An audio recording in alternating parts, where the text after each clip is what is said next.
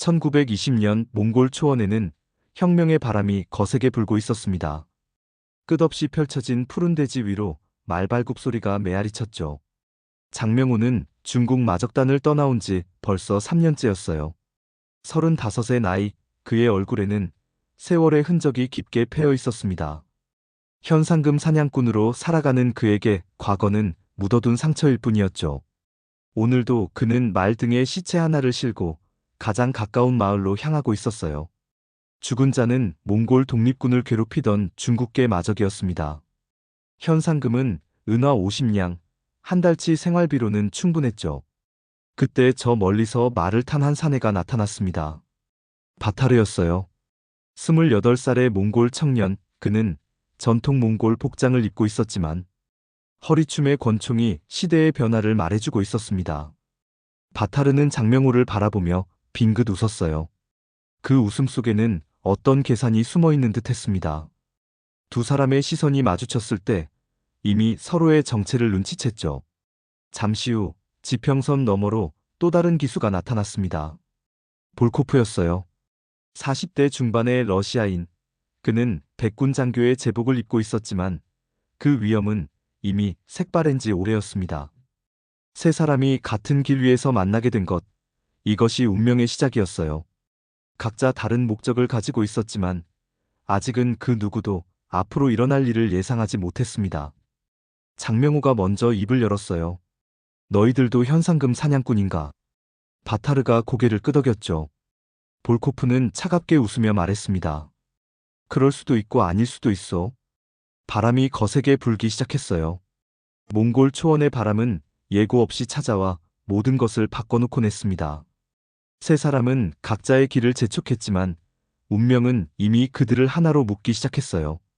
해가 지평선 너머로 떨어져 가고 있었습니다. 붉은 석양이 초원을 물들이는 가운데 세 기수의 실루엣이 점점 가까워지고 있었어요. 내일이면 그들의 운명이 완전히 달라질 것임을 아직 아무도 몰랐습니다. 이튿날 새벽 세 사람은 우연히 같은 우물가에서 만났습니다. 장명호와 바타르는 서로를 경계하면서도 묘한 동질감을 느끼고 있었어요. 바타르가 먼저 제안했습니다. 혼자 하는 것보다 둘이 하는 게 나을 수도 있겠소. 장명호는 잠시 생각하더니 고개를 끄덕였죠. 나쁘지 않은 제안이군요. 두 사람은 간단한 사기극을 계획했어요. 바타르가 가짜 현상범 역할을 하고 장명호가 그를 잡아 현상금을 받은 후 나눠 갖는 것이었습니다. 첫 번째 시도는 성공적이었죠. 하지만 두 번째 마을에서 문제가 생겼어요. 진짜 현상범들이 나타난 것입니다. 총격전이 벌어졌고 그 와중에 한 명의 러시아 군인이 치명상을 입었습니다.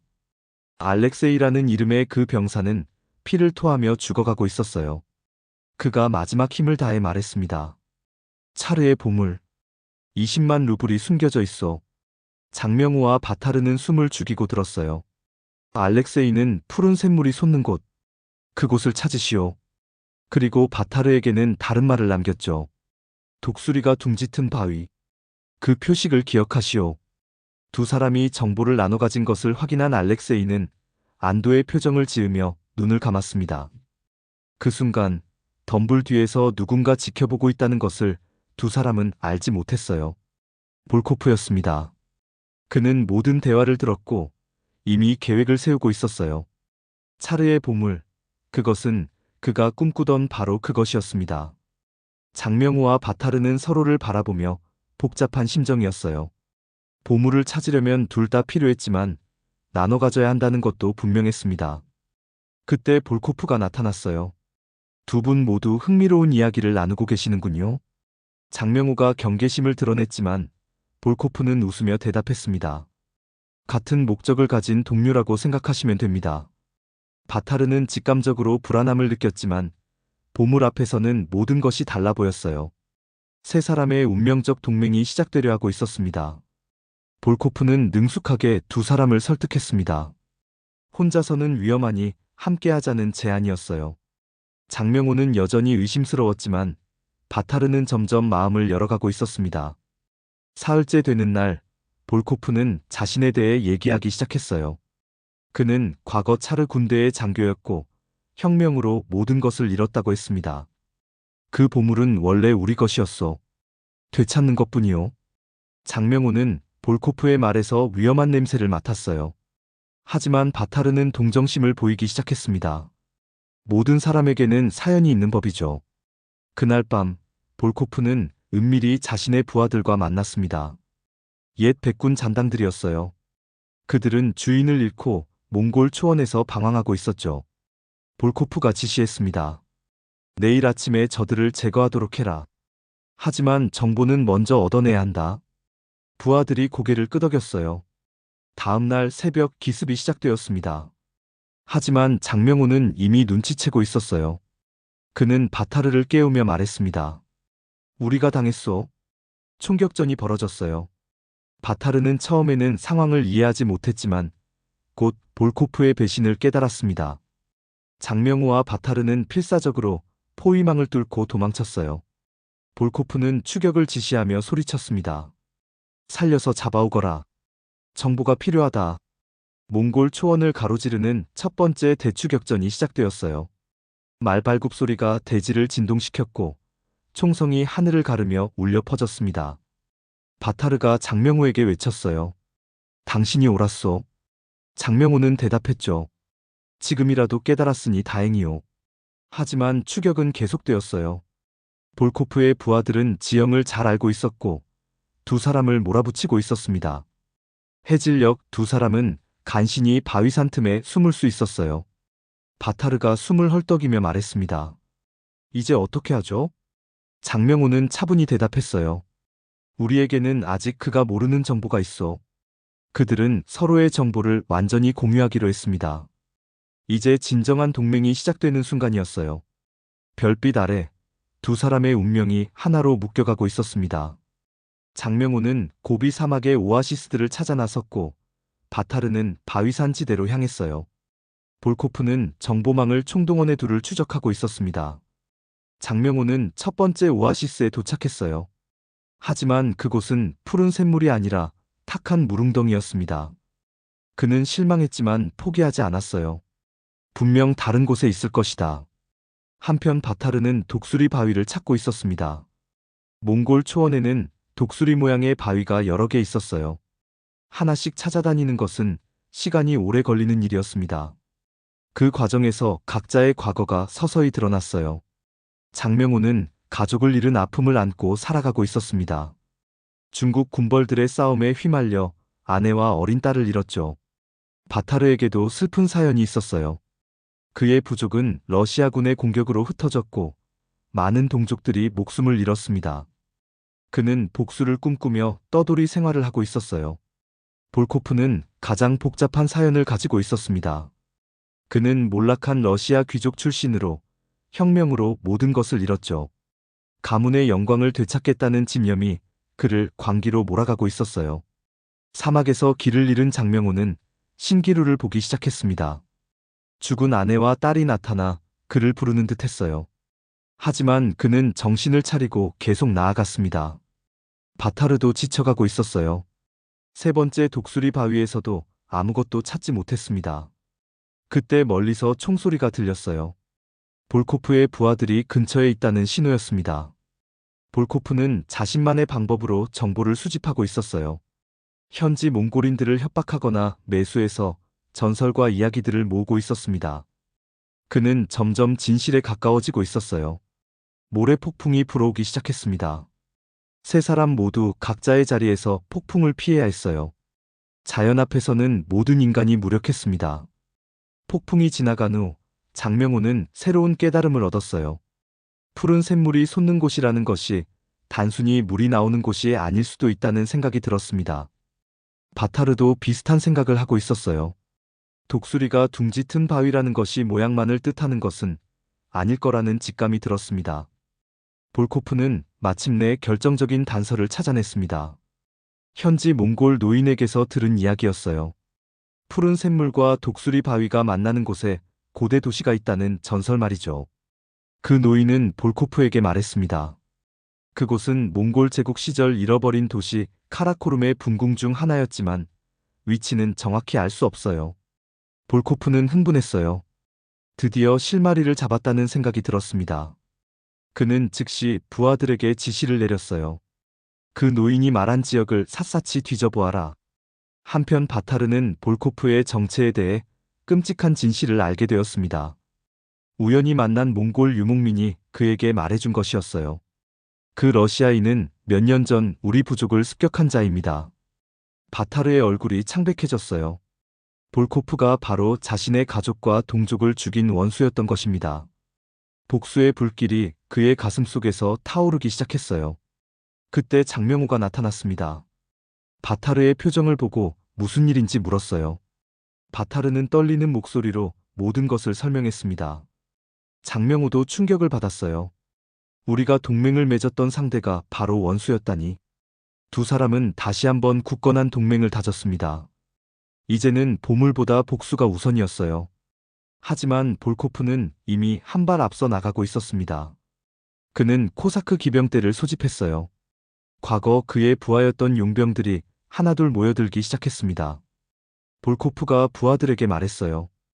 이번이 우리가 영광을 되찾을 마지막 기회다. 차르의 보물을 찾아 새로운 제국을 건설하자. 장명호와 바타르는 절체절명의 위기에 처했어요. 볼코프의 무력은 그들이 감당하기에는 너무 강력했습니다. 하지만 포기할 수는 없었어요. 바타르가 장명호에게 말했습니다. 내 동족들의 원수를 갚아야 해요. 설령 목숨을 잃더라도 말입니다. 장명호도 고개를 끄덕였어요. 나도 같은 마음이요. 두 사람은 마지막 계획을 세우기 시작했습니다. 정면 승부로는 이길 수 없으니 머리를 써야 했어요. 그들에게는 볼코프가 모르는 한 가지 비밀이 있었습니다. 장명호와 바타르는 각자의 과거를 떠올리며 마지막 결전을 준비했습니다. 내일이면 모든 것이 결정될 것이었어요. 볼코프는 마침내 보물의 위치를 찾아냈습니다. 그것은 몽골 초원 깊숙한 곳에 있는 고대 도시의 폐허였어요. 전설의 푸른 샘물이 솟는 곳과 독수리가 둥 짙은 바위가 만나는 지점이었습니다. 코사크 기병대를 이끌고 출발하는 볼코프의 얼굴에는 승리의 확신이 떠올라 있었어요. 이제 그 두 놈들을 처리하고 보물을 독차지할 일만 남았습니다. 장명호와 바타르는 볼코프보다 하루 늦게 출발했어요. 하지만 그들에게는 비밀 계획이 있었습니다. 바타르가 어릴 때부터 들어온 몽골 전설을 이용하는 것이었어요. 바타르가 장명호에게 말했습니다. 그 고대 도시에는 함정이 있어요. 조상들이 침입자를 막기 위해 만든 것이죠. 장명호는 관심을 보였어요. 자세히 말해보시오.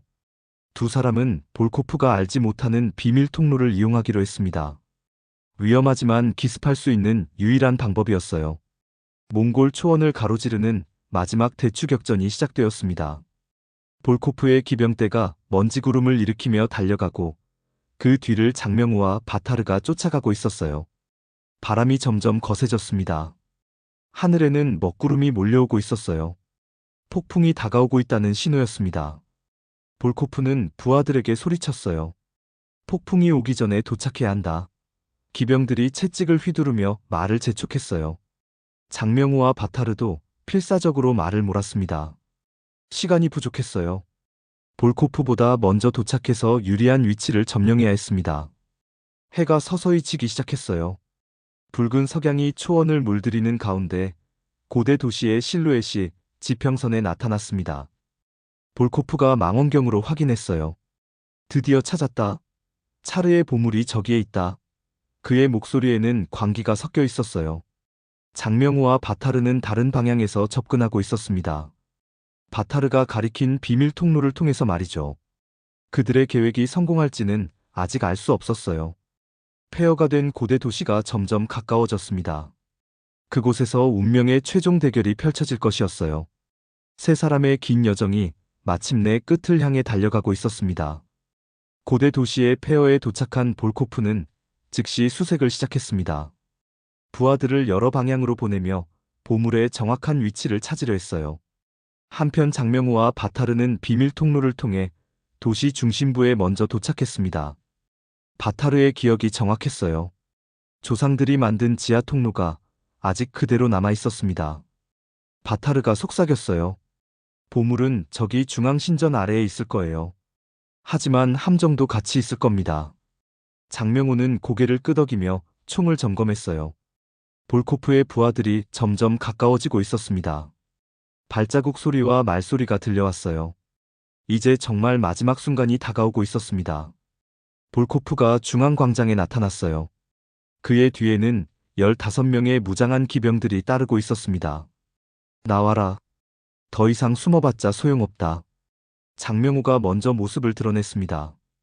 바타르도 다른 쪽에서 나타났어요. 세 사람이 삼각형을 이루며 서로를 바라보고 있었습니다. 볼코프가 비웃듯 말했어요. 겨우 둘이서 나를 상대하겠다는 것이오. 하지만 장명호의 눈빛은 흔들리지 않았습니다. 숫자가 전부는 아니죠. 바타르가 외쳤어요. 볼코프, 내 동족들을 죽인 죄를 치러라. 볼코프는 어깨를 으쓱했습니다. 전쟁에서는 죽고 죽이는 게 당연하지 않소? 긴장이 극도로 고조되었어요. 바람이 멈추고 고요함이 폐허를 감쌌습니다. 세 사람의 손이 모두 총자루로 향했어요. 첫 번째 총성이 울렸습니다. 볼코프가 먼저 쏜 것이었어요. 하지만 장명호가 더 빨랐습니다. 볼코프의 총이 빗나가며 하늘로 향했어요. 총격전이 시작되었습니다. 볼코프의 부하들이 일제히 사격을 시작했고 장명호와 바타르는 폐허의 기둥들 사이로 몸을 숨겼어요. 바타르가 소리쳤습니다. 이런 식으로는 안 되겠어요. 우리가 먼저 보물을 찾아야 합니다. 장명호도 동의했어요. 계획을 바꿔야겠소. 석양이 점점 붉어지고 있었습니다. 고대 도시의 폐허에서 벌어지는 마지막 전투가 절정에 달하고 있었어요. 과연 누가 최후의 승자가 될 것인지 운명의 순간이 다가오고 있었습니다. 총격전이 한창일 때 바타르가 중앙신전의 비밀 입구를 발견했습니다. 조상들의 지혜로 만들어진 숨겨진 문이었어요. 그는 장명호에게 신호를 보냈습니다. 두 사람은 볼코프의 시선을 피해 신전 안으로 들어갔어요. 그곳에는 정말로 차르의 보물이 숨겨져 있었습니다. 금괴와 보석들이 상자 가득 들어 있었어요. 하지만 그 순간 볼코프가 뒤따라 들어왔습니다. 그의 얼굴에는 광기 어린 웃음이 떠올라 있었어요. 드디어 찾았다. 내 것을 되찾았다. 장명호가 총을 겨누며 말했어요. 한 발짝도 더 오지 마시오. 볼코프도 총을 뽑아들었습니다. 바타르는 다른 쪽에서 볼코프를 겨냥하고 있었어요. 진정한 1대1 대결이 시작되려 하고 있었습니다. 하지만 이때 놀라운 일이 벌어졌어요. 볼코프의 부하들이 배신을 한 것입니다. 부하 중 한 명이 외쳤어요. 우리는 더 이상 당신을 따르지 않을 것이오. 당신은 너무 많은 죄를 지었소. 볼코프의 얼굴이 창백해졌습니다. 고립된 볼코프와 장명호, 바타르의 최후 대결이 펼쳐졌어요. 세 발의 총성이 거의 동시에 울렸습니다. 연기가 거치자 볼코프가 바닥에 쓰러져 있었어요. 볼코프는 마지막 숨을 거두며 말했습니다.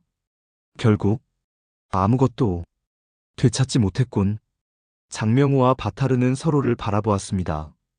이제 보물은 그들 것이었어요. 하지만 두 사람 모두 복잡한 심정이었습니다. 바타르가 먼저 입을 열었어요. 이 보물로 제가 할 일이 있습니다. 흩어진 동족들을 다시 모으고 싶어요. 장명호는 고개를 끄덕였습니다. 장명호도 말했어요. 나는 이제 복수도 끝났고 새로운 삶을 시작하고 싶소. 이 보물은 당신이 더 많이 가져가시오. 두 사람은 보물을 나눴지만 진정한 우정을 얻었습니다. 바타르는 동족들을 구하는 일에 나서기로 했고 장명호는 평범한 삶을 찾아 떠나기로 했어요. 새벽이 밝아오고 있었습니다.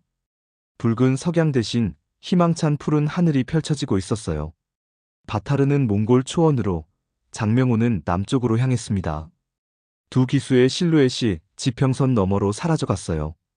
그들은 각자의 길을 걸어가지만 영원히 잊을 수 없는 동지가 되었습니다.